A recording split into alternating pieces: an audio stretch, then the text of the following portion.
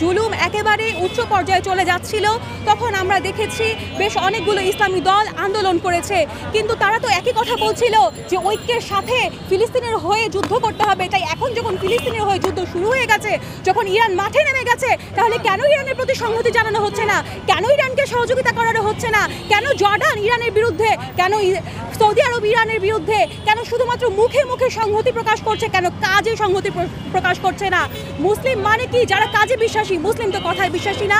যারা এতদিন বলেছিল আমরা ফিলিস্তিনের হয়ে যুদ্ধ করব, ফিলিস্তিনের হয়ে প্রতিবাদ জানাবো, তারা কেন এখন ফিলিস্তিনের হয়ে এই প্রকৃত যুদ্ধতে অংশগ্রহণ করছে না? এই মুহূর্তে ইরানকে যদি সংহতি না জানায় তারা, তাহলে বুঝতে হবে তারাও ইহুদিদের চক্রান্তে আক্রান্ত এবং তাদের মনে বিদ্বেষ আছে। তাই এই বিদ্বেষকে ভুলতে হবে। দেখুন, এই বিষয়টা নিয়ে আমরা সবাই ক্লিয়ার করছি যে শিয়া সুন্নির এই টপিকটাই হচ্ছে ডিস্ট্রাকশন, এবং শিয়া সুন্নি নিয়ে যে বিদ্বেষগুলো আছে এগুলো ইহুদিদের চক্রান্ত।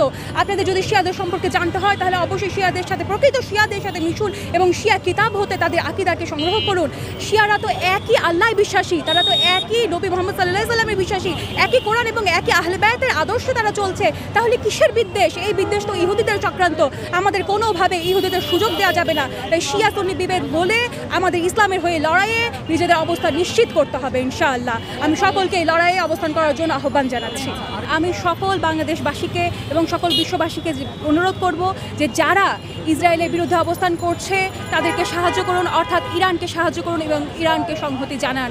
এই মুহূর্তে মানবতার জানান দেওয়া এবং ইমানের জানান দেওয়া আমাদের জন্য একটি গুরুত্বপূর্ণ দায়িত্ব।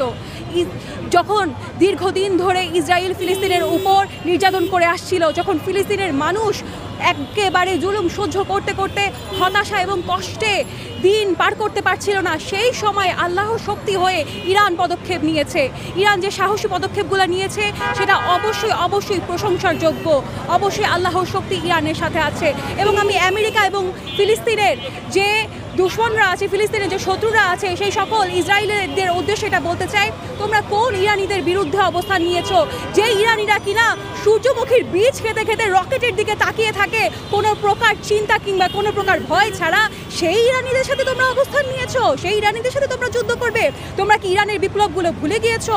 আমাদের নেতা, আমাদের লিডার খামেনাই, সৈয়দ আলী খামেনাই, ইমাম হুসেন আলাইহিস সালামের আদর্শে শিক্ষিত এবং ইনশাআল্লাহ সেই আদর্শ দিয়ে অবশ্যই ফিলিস্তিনের এই বিজয়কে তিনি নিশ্চিত করবেন।